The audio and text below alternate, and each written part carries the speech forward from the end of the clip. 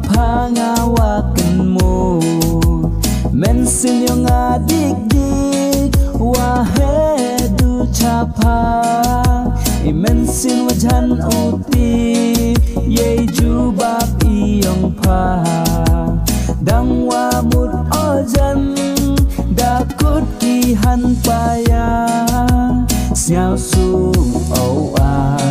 ye jubab iyong pa kat wan kben i mensin iyong na siao o lakam chayam phu cha terma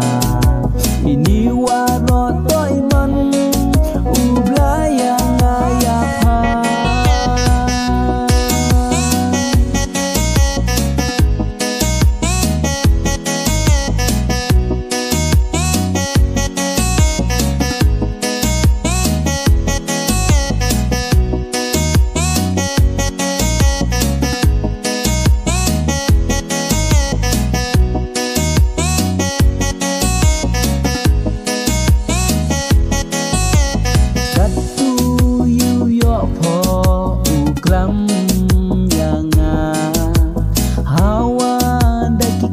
po wayo wachana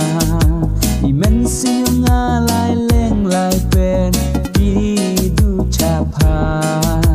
menu uyo oki uplaye ni hapa siao su o a ye